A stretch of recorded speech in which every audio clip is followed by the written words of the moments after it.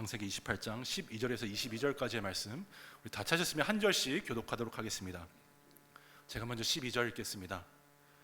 꿈에 본즉 사닥다리가 땅 위에 서 있는데 그 꼭대기가 하늘에 닿았고, 또 본즉 하나님의 사자들이 그 위에서 오르락 내리락 하고, 또 본즉 여호와께서 그 위에 서서 이르되 나는 여호와니 너의 조부 아브라함의 하나님이요 이삭의 하나님이라.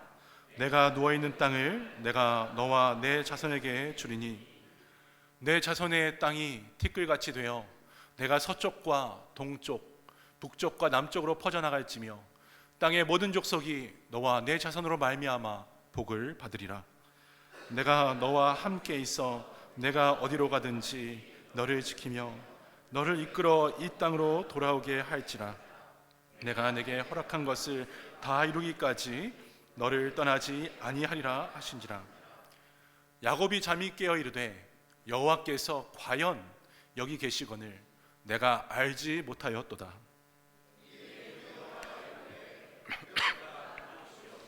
이것은 다름 아닌 하나님의 집이요 이는 하늘의 문이로다 하고, 야곱이 아침에 일찍 일어나 베개로 삼았던 돌을 가져다가 기둥으로 세우고 그 위에 기름을 붓고 그곳 이름을 베델이라 하였더라.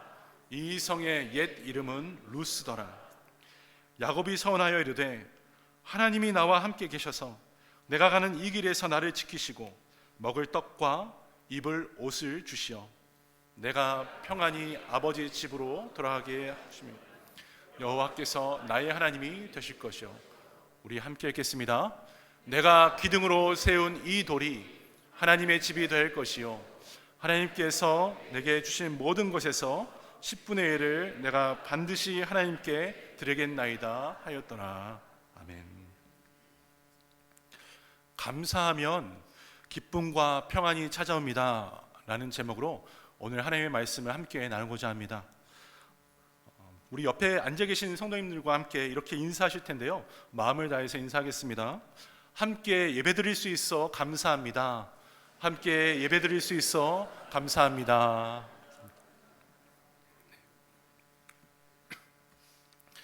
하나님께서 창조하신 것은 선하심으로 감사하는 마음으로 받으면 버릴 것이 하나도 없습니다.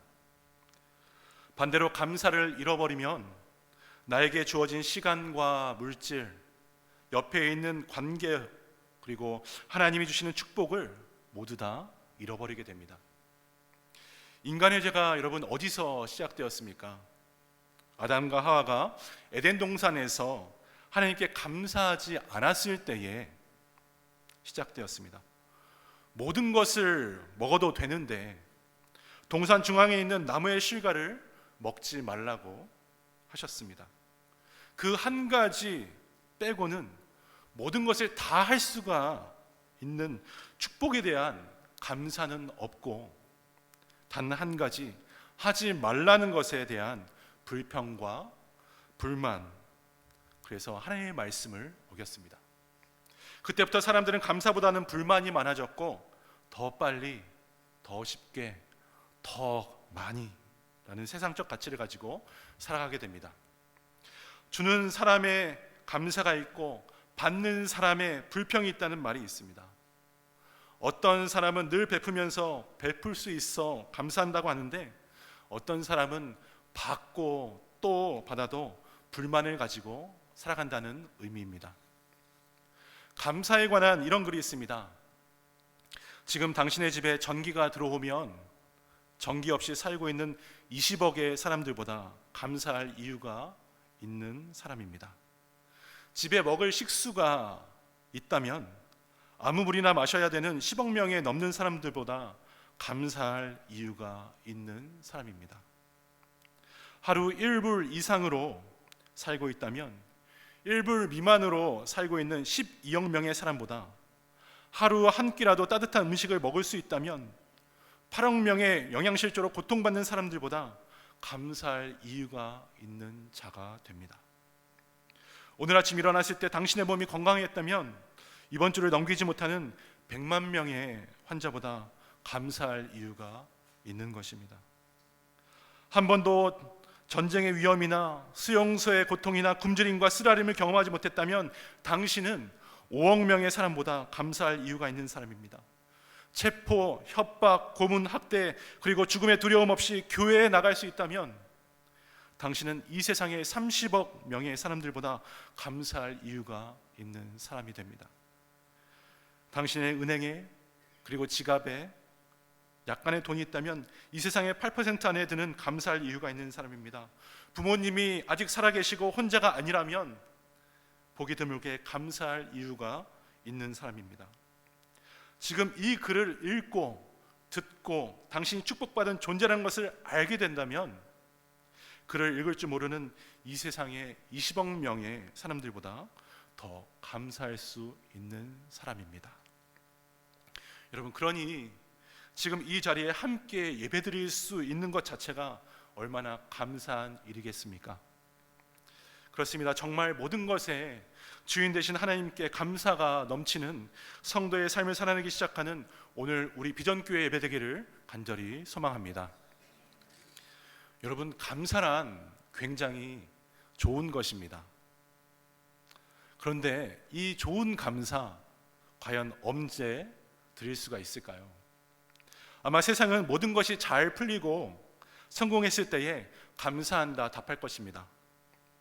하지만 이것은 조건적이고 소극적인 감사입니다. 우리 믿는 자들에겐 그 반대도 가능하기 때문입니다. 상황과 환경은 좋지가 않은데 마음속에 기쁨이 자리 잡으면 우리는 감사할 수가 있습니다. 또 감사하다 보니 영혼의 기쁨이 솟구치는 것을 경험하게 되는데 이것을 적극적인 감사라고 부릅니다.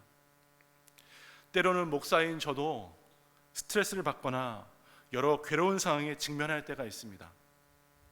책임의 자리에서 무언가를 결정한다는 게 참 어렵고 힘듭니다.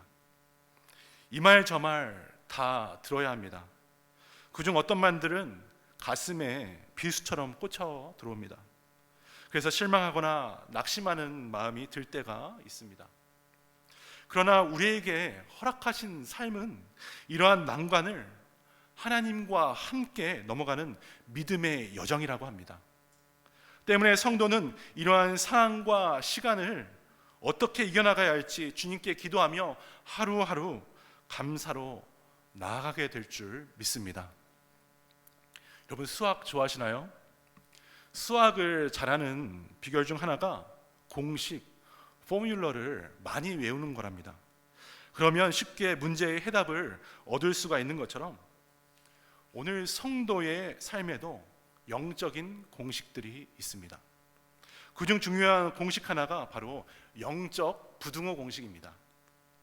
이것은 무슨 공식일까요? 어려운 것이 아닙니다. 살다 보면 근심과 걱정이 생기는데 이것들은 단순하게 물러가지가 않죠. 그래서 내 심령에 근심과 걱정보다 더 큰 기쁨을 찾고 갖고 들어오는 것입니다. 이것이 바로 영적 부등호 공식입니다. 기쁨이 있으면 이 모든 것이 사라지기 시작합니다. 기쁨이 있으면 스트레스 역시 풀어집니다. 그러나 스트레스보다 더 큰 평안이 있으면 스트레스가 또 힘을 발휘할 수가 없게 됩니다. 때때로 우리에게 억울함과 불평, 원망 등이 찾아들 것입니다. 그러나 그 모든 것을 품을 수 있는 마음이 우리 가운데 있다면 분노와 불평, 좌절과 원망이 틈탈 수가 없는 것입니다. 그렇다면 구체적으로 어떻게 해야 이런 기쁨과 평안 생기게 될까요? 어떻게 해야 내 마음에 이런 것들이 깃들고 어떻게 해야 내 앞에 있는 상황과 환경을 포용할 줄 아는 마음이 우리에게 생길까요? 그것이 바로 감사입니다. 예수 그리스도를 향한 감사가 충만할 때 진정한 하늘의 기쁨과 평안이 우리 마음에 찾아옵니다. 내 마음에 감사가 생기면 그래서 누구도 우리를 함부로 대할 수가 없습니다. 왜냐하면 감사는 인생을 매우 긍정적으로 만드는데 현실을 뛰어넘는 하나님이 우리와 함께 하심을 믿고 그리고 내 마지막 생명까지 붙들고 인도하시니 멈춤 없이 전진할 수가 있다는 것입니다.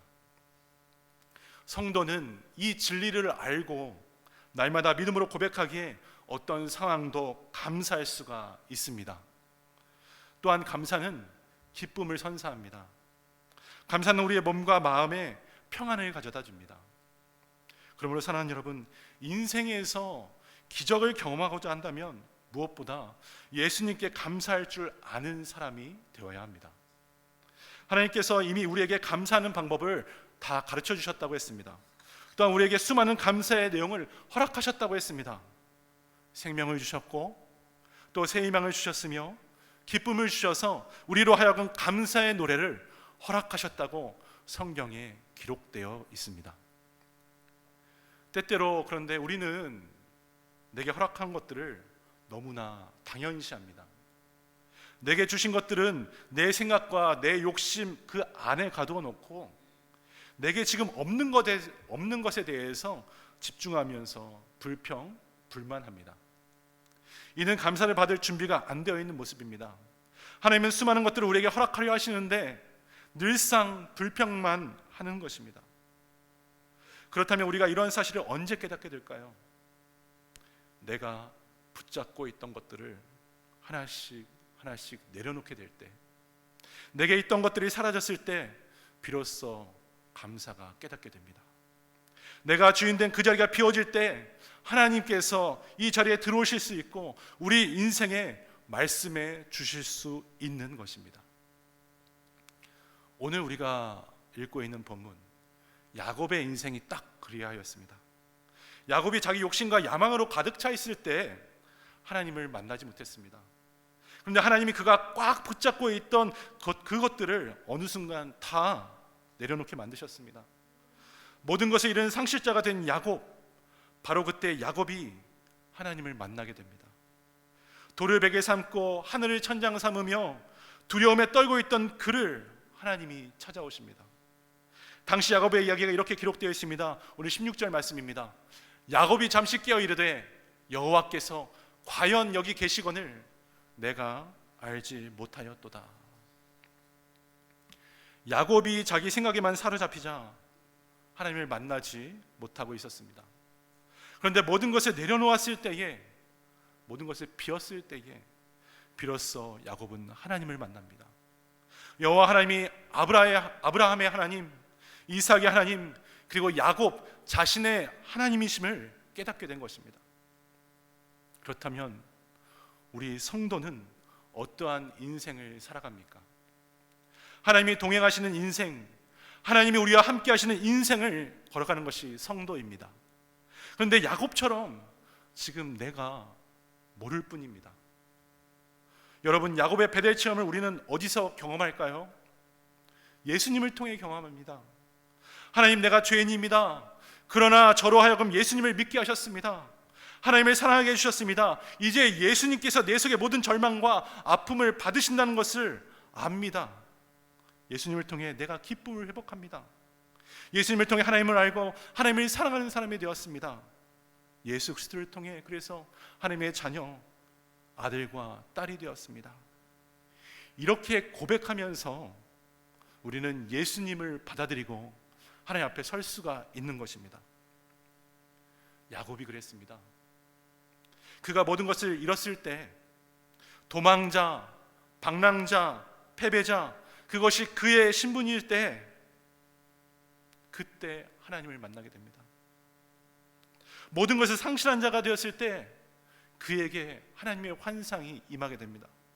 그 내용이 오늘 12절에 기록되어 있습니다. 우리 함께 읽겠습니다. 시작. 꿈에 본즉 사닥다리가 땅 위에 서 있는데 그 꼭대기가 하늘에 닿았고 또 본즉 하나님의 사자들이 그 위에서 오르락 내리락 하고 되는 것도 하나 없고 늘 방황하던 자신의 삶이 하나님과는 끊겨 혼자 외롭게 단절된 삶을 살아가고 있는 것 같았었는데 하나님께서 보여준 이 환상을 통해서 아니라는 사실을 깨닫습니다. 하늘에서부터 땅까지 사다리가 이어지고 있는데 거기서 천사들이 오르락 내리락 합니다. 이 장면을 보며 야곱은 깨닫습니다. 아, 내 인생이 하나님과 연결되어 있구나. 하늘의 평안이 또한 내 영혼 속에 깃들고 있구나. 여러분, 이 야곱의 깨달음이 오늘 우리 삶의 축복이 되는 것입니다. 내 인생이 내가 버려진 존재가 아니라 그저 나 혼자 뚝 떨어져 있는 것이 아니라 누군가와 연결되어 있다는 것, 그것이 다름 아닌 하나님이시라는 것, 그것도 창조주이자 구원자 약속의 주 하나님이라는 것, 바로 이 사실을 깨달으면 가장 먼저 우리 영혼엔 감사가 차오르게 되는 것입니다. 또한 야곱은 눈으로만 이 사실을 확인한 게 아니라 귀로도 분명히 들었습니다. 13절 말씀입니다. 또 본즉 여호와께서 그 위에 서서 이르시되 나는 여호와니 너의 조부 아브라함의 하나님이요 이삭의 하나님이라. 내가 누워있는 땅을 내가 너와 내 자손에게 주리니. 아브라함에게 이와 같은 언약을 해주셨고 이삭에게도 똑같은 약속을 주셨는데 마침내 오늘 하나님은 야곱에게 이 언약을 허락하시면서 음성으로 들려주셨습니다. 내가 너의 하나님이다. 그런데 신약의 은혜를 살고 있는 우리는 이 예수님을 통해 살아계신 하나님을 만날 수가 있습니다. 예수님 안에 하나님이 계시고 하나님이 예수님을 통해 말씀하시기 때문입니다. 예수님을 통해 행동하시고 하나님의 뜻과 계획을 우리에게 나타내 주십니다. 그것뿐만이 아닙니다. 하나님은 예수님을 통해 우리가 하나님 자녀 되는 권세를 주셨습니다. 하나님을 아빠, 아버지라 부를 수 있고 하나님도 우리를 사랑하는 자녀라 칭하십니다. 그러므로 우리는 예수님을 통해 이미 하나님의 자녀가 되었습니다. 그러면서 이런 하나님의 자녀, 이런 성도들에게 예수님 마태복음 11장 28절에서 이렇게 말씀하고 계십니다. 우리 함께 읽겠습니다. 시작. 수고하고 무거운 짐진 자들아,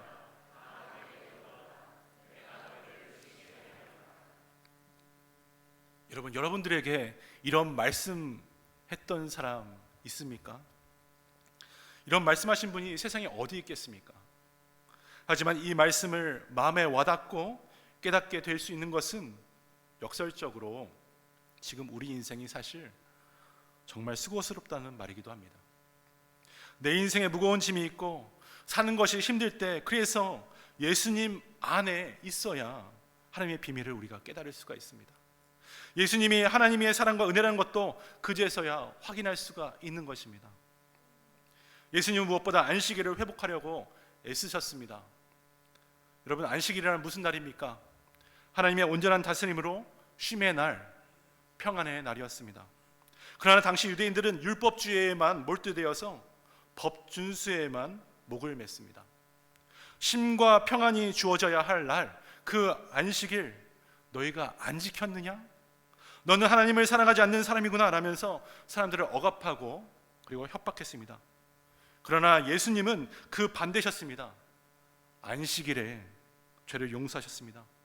예수님은 안식일에 병 때문에 아파하는 사람들을 치유해 주셨습니다. 안식일은 그래서 몸도 쉬고 영혼도 쉬면서 하나님께서 주신 샬롬을 누리는 날이라고 성경은 말씀하고 있습니다. 그러면 사랑하는 성도 여러분, 우리가 주님 앞에 나오면 언제든지 무엇이든지 다 내어놓을 수가 있습니다. 하나님, 내가 그동안 너무나 힘들었습니다. 내 안에 꽉 차 있는 어떤 응어리진 것들이 있습니다. 죄책감도 있습니다. 내 모습을 내가 너무나 잘 압니다. 내 못난 모습, 탐욕스러운 모습, 정욕에 찌든 모습, 이기심, 교만, 이 모든 것을 제가 예수님 앞에 내려놓겠습니다. 이러한 근심과 걱정이 나를 억누르고 있사오니 하나님, 평안을 허락하여 주옵소서. 하나님, 내가 짊어지고 있는 영혼의 짐, 마음의 짐, 육신의 짐을 하나님께 내려놓습니다. 주께서 치유해 주시고 은총을 더해 주옵소서. 이렇게 고백하면서 우리의 모든 것을 예수님께 맡기셔야 합니다. 그러면 어떻게 될까요? 십자가의 은혜가 우리 중심에 새겨지기 시작합니다. 왜 주님이 십자가에 달리셨는지, 왜 고난당하시며 우리의 짐을 대신 짊어지셨는지, 십자가 속에 우리의 모든 죄악, 우리의 짐, 탄식, 신음, 고통, 질병, 모든 것이 그 안에 있다는 것이 깨달아지게 됩니다. 그리고 예수님이 그 십자가에서 우리 대신 짊어지셨다는 것을 감사로 받아들이게 됩니다. 그래서 우리 성도의 삶, 하나님 자녀의 삶은 감사밖에 없는 것입니다. 사랑하는 성도 여러분, 이 사실을 빨리 깨달으면 깨달을수록 우리에게 은혜가 되고 모든 것에 넘어서서 감사의 사람으로 살아가게 될 줄 믿습니다. 아무래도 목사이다 보니 저는 여러분들보다 임종을 앞둔 분들을 많이 찾아가게 됩니다. 하지만 성도의 마지막은 영원한 생명이 임하고 있기 때문에 그 자리가 감사의 자리로 변화가 되게 되더라고요. 감사가 충만한 분들 이런 고백을 하십니다. 제가 많은 것들을 가지고 있을 때는 감사는 했어도 형식적일 때가 많았습니다. 그러나 모든 것을 앓고 누워있으니 하나하나가 얼마나 소중하고 감사한 것인지를 진심으로 깨닫게 됩니다. 동쪽에서 해가 뜨는 것도 감사하고, 하늘도 감사하고, 비가 오면 비가 와서 감사하고, 지금 심장이 뛰는 것도 감사하고, 또 움직이는 것도 감사하고, 잘 수 있다는 것 자체가 감사하고, 그리고 이제는 주님 앞에 나갈 수 있으니 모든 것이 감사합니다 라는 고백이었습니다. 저 역시 이런 성도님들 앞에서 인생의 마지막 순간에 어떤 말을 할 수 있을까 생각해 봅니다. 여러분들은 마지막 순간에 무슨 말을 내어놓으시고 인생을 마감하시겠습니까? 아무리 생각해 봐도 성도의 마지막 말은 단 하나가 되어야 합니다. 바로 감사합니다. 여기까지 인도하신 하나님께 감사합니다. 그동안 사랑한 가족들과 함께 할 수 있어서 감사합니다. 또 이제 주님 앞에 나갈 수 있으니 이 또한 감사합니다. 고백하셔야 합니다. 어떤 시골 교회에 나이 많은 할아버지 성도분이 계셨습니다. 무슨 일에나 항상 감사합니다, 감사합니다 하고 다니셨다고 합니다. 그래서 동네에서 감사 할아버지라는 별명을 얻으셨다고 합니다. 이 감사 할아버지가 하루는 장보고 읍내에 나갔다가 돌아오고 있는데요, 고기를 한 근 사오다가 그만 돌뿌리에 걸려 넘어지셨습니다. 그래서 이 바람에 들고 있던 봉지가 넘어지고, 그리고 고기가 그만 길가로 쏟아져 내립니다. 그러자 난데없이 어디서 동네 개 한 마리가 나타나서 이 쏟아져 있는 고기를 다 물고 달아납니다. 이 나이 많은 할아버지 어떻게 따라갈 수가 있겠습니까? 그냥 그 상황을 가만히 한참 물끄러미 보다가 마지막 하신 말, 감사합니다 그랬다는 것입니다. 그러니까 지나가던 동네 젊은이가, 아니 할아버지 가지고 있던 고기를 걔한테 다 잃어버리고 뭐가 그렇게 감사하세요? 시큰둥하게 질문합니다. 그런데 이 할아버지께서 하신 말이, 고기는 잃어버렸어도 가만히 앉아서 보니 하나님 주신 내 입맛은 그대로 살아있네요 라면서 감사할 수 있습니다 라고 대답하셨답니다. 여러분, 우리의 삶은 어떻습니까? 이렇게 어떠한 경우에서도 감사를 고백할 수가 있습니까? 야곱은 모든 것의 주인 되신 하나님을 만났습니다. 그러면 오늘 우리 하나님의 자녀 성도는 어떻게 해야 하겠습니까? 우리 역시 예수 그리스도를 만났으며 그분으로부터 구원을 받아 영생을 누리고 살아갑니다. 하나님을 만난 야곱은 다음과 같이 이렇게 약속합니다. 22절 말씀입니다. 내가 기둥으로 세운 이 돌이 하나님의 집이 될 것이요, 하나님께서 내게 주신 모든 것에서 10분의 1을 내가 반드시 하나님께 드리겠나이다 하였더라. 야곱은 이 모든 것을 통해서, 감사를 통해서 예배자가 되고 있습니다. 그리고 여전히 자기가 가진 것은 아무것도 없지만 하나님께서 생명을 주시기로 약속하셨기 때문에 앞으로 더해 주실 것들, 허락하실 모든 것 중에서 10분의 1을 먼저 드리겠다고 미리 약속하고 나갑니다. 우리에게 뭔가 있어서 헌신하고 헌금하는 것이 아니라 10의 1조란, 그래서 나의 삶에 가진 모든 것을 하나님께 드린다는 감사의 고백으로 받아야 된다는 것입니다. 여러분들은 삶의 고백을 어떻게 드리고 계십니까? 하나님, 내 생명의 하나님 되십니다. 하나님께서 이 모든 것에 더해 주셨습니다. 하나님만 영광 받으시고 감사를 받아 주시옵소서. 이렇게 고백하며 드리는 감사의 예물이 되어야 합니다. 하지만 아무리 많은 재물이 있다고 할지라도 이 감사가 없으면 하나님 받으시지 않으신다고 해요. 사랑하는 여러분, 그러기에 매 순간 감사, 내 삶의 감사, 이것이 우리의 생명을 이끄는 축복의 키가 되는 것입니다. 말씀을 맺겠습니다. 감사하는 사람에게 하늘의 기쁨과 영원한 생명은 임합니다. 예수님께 감사하는 성도에게 하나님께서 임재하시고 하나님께서 일하시기 시작합니다. 그러니 지금부터 감사를 시작하셔야 합니다. 감사하는 삶을 살기로 영적으로 결단하셔야 합니다. 내 상황과 내 상황을 넘어서는 기쁨과 평안으로 채우기를 결단하셔야 합니다. 하나님, 내 인생을 감사로 살겠습니다 라고 결심하시고 그 결심대로 오늘 하루 또 한 주를 살아가는 복된 성도들 다 되시길 축복합니다. 그래서 이 감사가 우리의 삶을 정말 채워가고 또 감사로 하나님 나라를 세워가게 되기를 주님의 이름으로 축원합니다. 이 시간 우리 말씀을 기억하면서 다 함께 찬양하기를 원합니다. 아침 안개 눈앞 가리듯 다 함께 찬양하시겠습니다.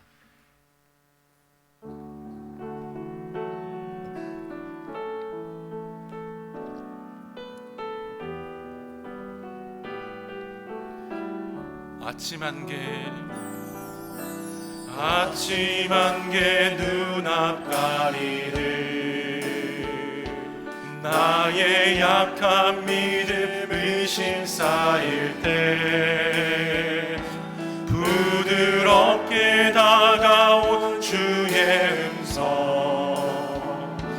아무것도 염려하지 마라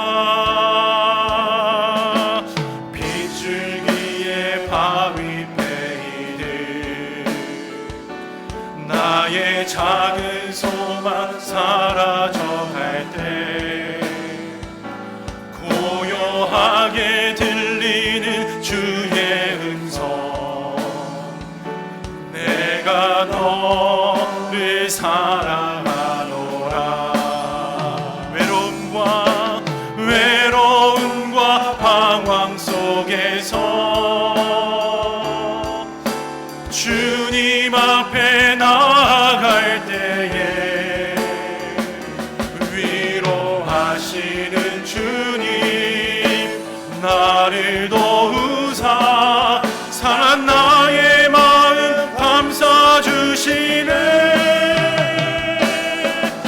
십자가의 보혈로서 주의 크신 사랑 알게 하셨네 주님께 감사하리라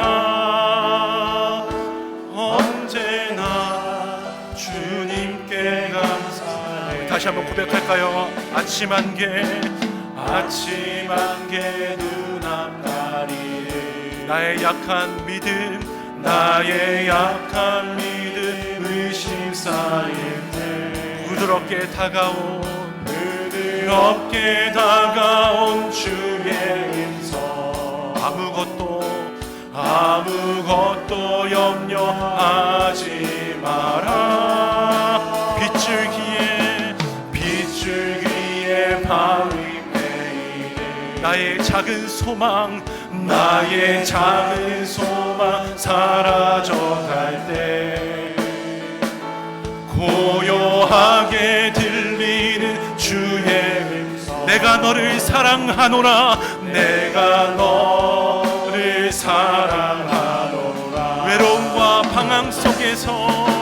외로움과 방황 속에서 주님 앞에 나아갈 때에 위로하시는 주님 나를 도우사 상한 나의 마음 감싸 주시네 십자가의 보혈로서 주의 크신 사랑 알게 하셨네 주님께 감사하리라 언제나 주님께 감사하리라 주님께 감사하리라. 언제나 주님께 감사해.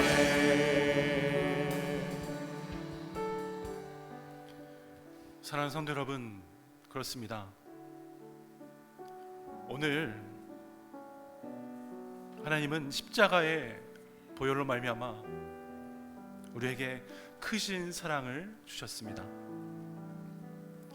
하나님은 십자가로 말미암아 우리에게 생명을 주셨고, 우리에게 평안을 주셨고, 우리에게 치유를 주셨고, 우리에게 회복을 주셨습니다. 그리고 우리에게 너는 내가 사랑하는 아들이야, 너는 내가 사랑하는 딸이야, 분명하게 이렇게 말씀하고 계십니다. 여러분, 단지 우리 중심에 이 하나님께 감사하는 십자가가 흔들리기 때문에 이것들을 회복하지 못하고 있는 것입니다. 오늘 우리가 부른 찬양 뭐라고 고백하죠? 주님께 감사하리라. 언제나 주님께 감사하리라. 조건적인 감사가 아니라 절대적인 감사, 내 상황과 환경에 감사하는 것이 아니라 언제나 감사. 우리 오늘 함께 기도하면 좋겠습니다. 기도하실 때에 하나님, 오늘 우리에게 많은 은혜 주신 것 참 감사합니다.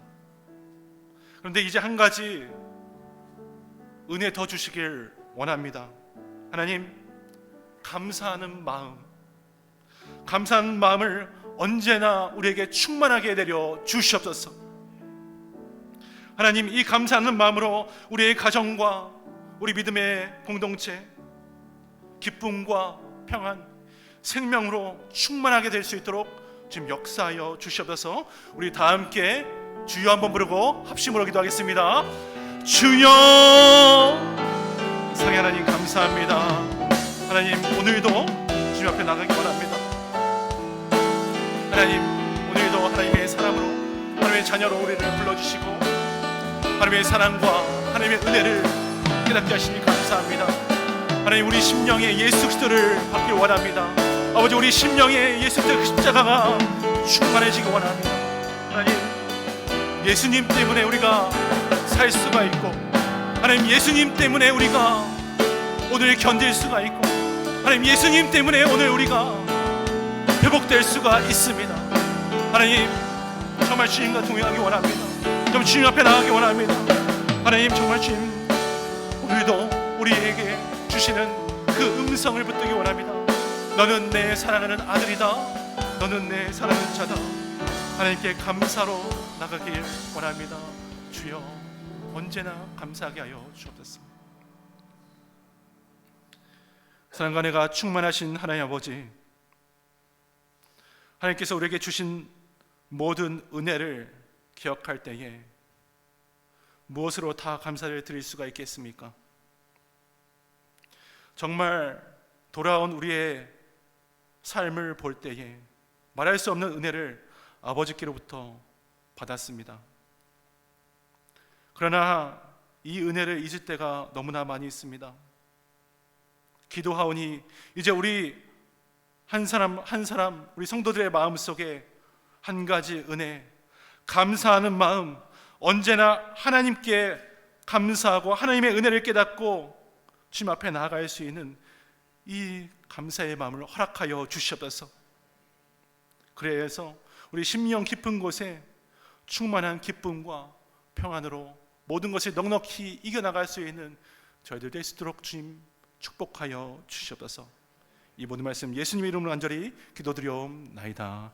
아멘.